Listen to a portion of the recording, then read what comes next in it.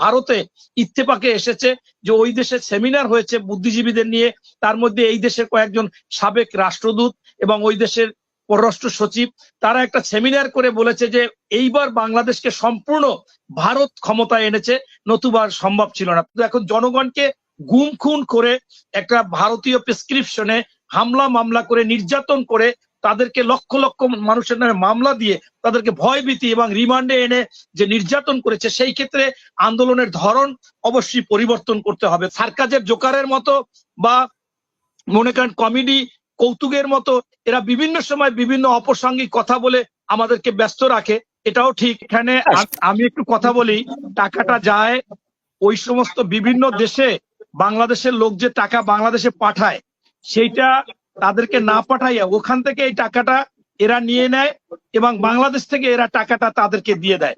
যেমন মনে করেন শুধুমাত্র দুবাই না, মনে করেন আমেরিকা বলেন, লন্ডন বলেন, সিঙ্গাপুর বলেন, এরকম বিভিন্ন দেশে যারা বাংলাদেশের লোকজন চাকরি করে বা কাজবাজ করে তারা তো বাংলাদেশে টাকা পাঠায়। সেইটা করে কি ওই টাকাটা এরা নিয়ে নেয়, বাংলাদেশে এরা আবার এই টাকাটা দেয়, এটাকে হুন্ডি, যে এই হুন্ডির মাধ্যমে। এবং এইটা একমাত্র সরকারি যদি এই না থাকে, সাপোর্ট না থাকে, বাহুবল না থাকে, শক্তিশালী না থাকে, তারা এইগুলো করতে পারে না। এই হুন্ডিগুলো প্রভাবশালী লোক যারা, এরাই হয়তোবা করে থাকে। এবং আমার জানা মতে আমার কাছে বেশি মনে হয় যে এইভাবেই টাকাটা ওই দেশে রাখে আর তাদেরকে বাংলাদেশ থেকে টাকাটা দিয়ে দেয়, এটাই বেশি টাকাটা পাচার হয়।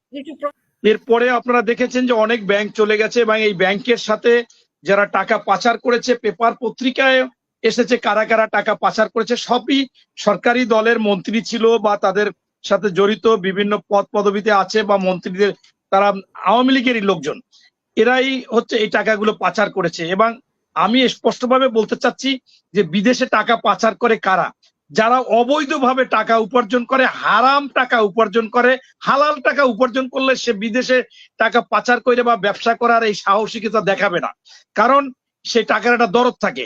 এই টাকার দরদ থাকে না বিদেই তারা ই করে। আর একজনে বলেছিল যে আমরা এই পাচার কিন্তু টাকা আনবো কিনা, বাংলাদেশে যদি জনগণ একটা ফেয়ার নির্বাচনে বিএনপি কে ক্ষমতায় আনে তাহলে প্রথমেই এই পাচারের টাকা আনতে হবে, নতুবা তো টাকা আপনি পাবেন কোথায়? এই সংকট থেকে উত্তরণের জন্য পাচার টাকা আনলে সেখানে ডলার সংকট থাকবে না।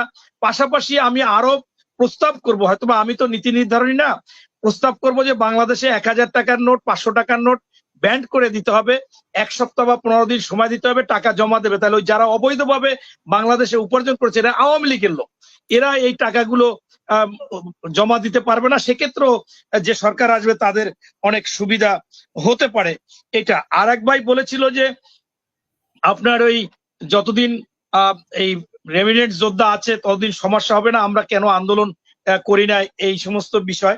আসলে এটা সত্য কথা যে বাংলাদেশের সবচেয়ে জনপ্রিয় এবং বাংলাদেশের ইতিহাসে যার নাম স্বর্ণাক্ষরে লেখা থাকবে শহীদ প্রেসিডেন্ট জিয়াউর রহমান, যিনি বাংলাদেশের 3টা সেক্টরকে উনি করে গিয়েছিলেন। একটা হচ্ছে জনশক্তি রপ্তানি, আর একটা হচ্ছে গার্মেন্টস ফ্যাক্টরি, আর একটা হচ্ছে যে বিভিন্ন খামার, কৃষি খামার, মৎস্য খামার, পশু সম্পদ খামার, মুরগি খামার, যার কারণে এই দেশে এখন সেইটার মাধ্যমে আমাদের আয়ের একটা বিরাট উৎস, সেখানে আমরা অনেকটা টিকে আছি, এটা সত্য কথা। কিন্তু আন্দোলন যে হচ্ছে না তা না, তবে এই ক্ষেত্রে আন্দোলনের সফলতা কখন হবে, কিভাবে হবে, এটা আসলে বলা মুশকিল। আমরা একটা ফ্যাসিস্ট সরকারের কাছাকাছি আবার একটা ভারত সরকারের সমর্থনে আমরা আছি। আপনারা জানেন বা জানেন যে এই সরকারের একজন সেকেন্ড ম্যান ওবায়দুল কাদের বলেছে যে ভারত আমাদেরকে নির্বাচনে সহায়তা করেছে, তারা না থাকলে আমরা এই নির্বাচন করতে পারতাম না। পাশাপাশি ভারতে ইত্তেফাকে এসেছে যে ওই দেশে সেমিনার হয়েছে বুদ্ধিজীবীদের নিয়ে, তার মধ্যে এই দেশের কয়েকজন সাবেক রাষ্ট্রদূত এবং ওই দেশের পররাষ্ট্র সচিব, তারা একটা সেমিনার করে বলেছে যে এইবার বাংলাদেশকে সম্পূর্ণ ভারত ক্ষমতায় এনেছে, নতুবা সম্ভব ছিল না। তার মানে হচ্ছে যে শুধুমাত্র যে এই সরকার সেইটাই না, এই সরকারের সাথে ভারত সরকারও আপনার এইখানে আছে। আর একটা জিনিস জানবেন যে রাষ্ট্র ক্ষমতা পরিবর্তন হয় 4টে সিস্টেমে। একটা সেনা অভ্যুত্থান হয়, অনেক সময় তারা দেখে যে এত অন্যায় অবিচার, গুম খুন হত্যা নির্যাতন, তখন তারা সজ্জাজিত হয়ে এরকম এই সরকারের বিরুদ্ধে একটা অবস্থান নেন। আরেকটা হচ্ছে যে বিচারপতিগণ, তারাও অনেক সময় সেটা করেন। আর একটা নির্বাচন। এখন দেখেন সেনাদের মাজা ভেঙে দিচ্ছে এবং তারা আর এটা সাহস করতে চাচ্ছে না। এরপর বিচারক তাদের আজ্ঞাবহ তাদের বিভিন্ন দলীয়করণের বিচারক নিয়োগ হয়, তারা যা ইচ্ছা তাই করে। এরপর নির্বাচন তো আপনার হলোই না। পরবর্তীতে আর একটা হচ্ছে গণ অভ্যুত্থান। সেই গণ অভ্যুত্থানে আজকে বাংলাদেশে এই আপনার এই সরকারের বিরুদ্ধে 90% লোক থাকলেও হয়তোবা ভয় ভীতিতে আসতেছে না, তবে অবশ্যই এর একটা পরিবর্তন হবে।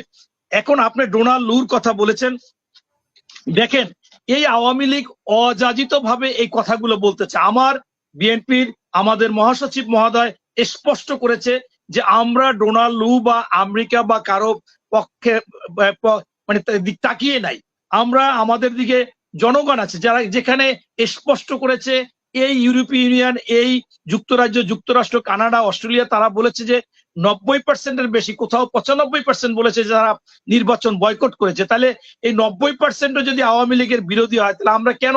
আমরা জনগণের সাথে আছি। কিন্তু এখন জনগণকে গুম খুন করে একটা ভারতীয় প্রেসক্রিপশনে হামলা মামলা করে নির্যাতন করে তাদেরকে লক্ষ লক্ষ মানুষের নামে মামলা দিয়ে তাদেরকে ভয়ভীতি এবং রিমান্ডে এনে যে নির্যাতন করেছে, সেই ক্ষেত্রে আন্দোলনের ধরন অবশ্যই পরিবর্তন করতে হবে। তবে মানুষ অবশ্যই এই সরকারের বিরুদ্ধে কথা বলতেছে, কিন্তু স্পষ্ট বলতে পারতেছে না।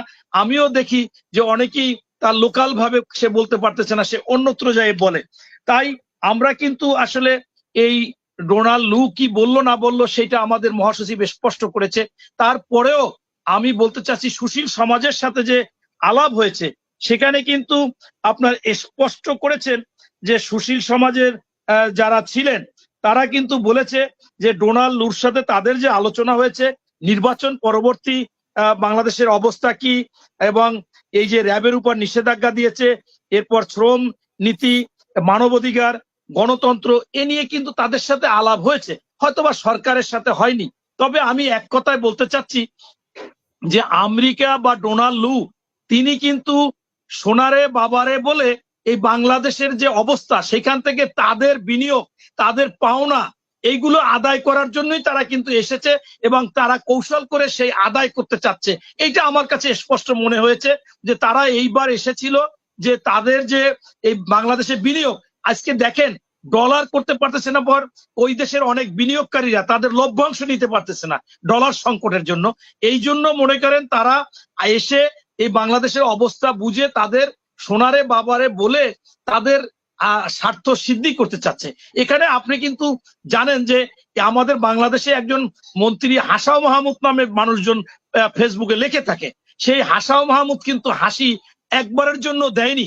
আপনারা কিন্তু দেখেছেন, আপনারা যদি দেখেন যে উনি যে কয়টা বক্তব্য দিয়েছে একবারও ওনার মুখে হাসি ছিল না। শুধু ওনার মুখে না, আপনার এই সালমান এফ রহমান যিনি উপদেষ্টা, উনিও কিন্তু কথাবার্তা বলেছে অগুচল এবং স্পষ্ট বলতে পারেনি।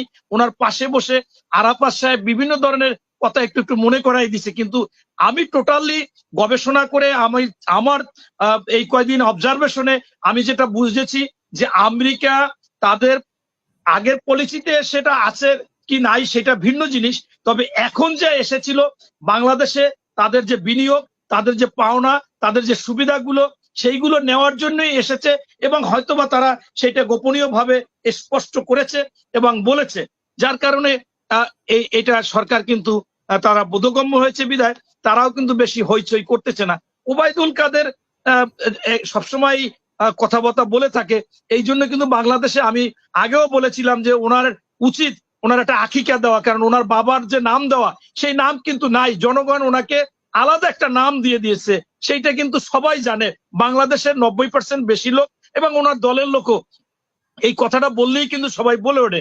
ওনার নাম যে ওবায়দুল দিয়েছিল সেই ওবায়দুল কিন্তু এখন আর জনগণ ডাকে না, ওনার আরেকটা নাম হয়েছে যেটা, এই জন্য ওনার একটা আকিকা দেওয়া উচিত। এখন উনি কি বললো না বললো সজাজিত হয়ে বা গায়ে পড়ে সেইটা কোনো বিষয় না। আপনি জানেন যে আজকে ফারাক্কা দিবস 1976 সালে এই দিনে আমাদের এই পানির ন্যায্য অধিকারের জন্য আমাদের তৎকালীন মুকুটবিহীন সম্রাট আব্দুল হামিদ খান ভাসানী তিনি লং মার্চ করেছিলেন, সেই রাজশাহী থেকে কনসার্টে গিয়েছিলেন। সেইখানে এটার উপরে আমাদের আজকে একটি সেমিনার হয়েছে, সেইখানে আমাদের মহাসচিব স্পষ্ট এই কথাও বলেছে যে ডোনাল্ড লু কি বললো না বললো এটা আমরা কখনো বলিনি, এবং এটা সজাজিত হয়ে বা গায়ে পড়ে, অর্থাৎ একটু আগে এক ভাই বলেছিল যে এরা তো বিভিন্ন সময় বিভিন্ন কথা বলে, আপনারা আন্দোলন থামিয়ে যান, এটা ঠিক না।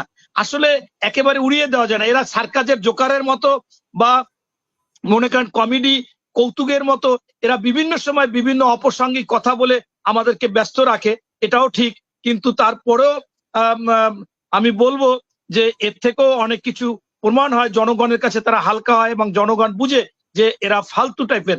তাই আমি বলতে চাচ্ছি যে সেখানে আমাদের মহাসচিব আরো বলেছেন যে আজকে আমাদের ফারাক্কা বাদ না, শুধুমাত্র আমাদের 54টা নদীর ন্যায্য হিস্সা আমাদেরকে দিচ্ছে না। এবং এইটা ভারত আমাদের যেটা করেছেন, আপনি জানেন যে সেই 76 সালে মাওলানা আব্দুল হামিদ খান ভাসানী যে বক্তব্য দিয়েছিলেন, সেই বক্তব্য কিন্তু আজও জনগণের মনের মধ্যে আছে, সেটা আজ পর্যন্ত প্রতিফলিত হয়নি। সেটা কি, যে যখন খরা হয় সেই খরার মধ্যে আমাদের নদীতে বাদ দিয়ে, ফারাক্কায় বাদ দিয়ে এরকম 54টা নদীতে আমাদের ন্যায্য পানির হিস্সা না দিয়ে আমাদের খরায় একেবারে কৃষি খাতে মানে কোটি কোটি টাকার ক্ষতি করে, সর্বত্র আমরা শুকিয়ে মরি, খরায় আর চৌচির হয়ে যায় ফেটে।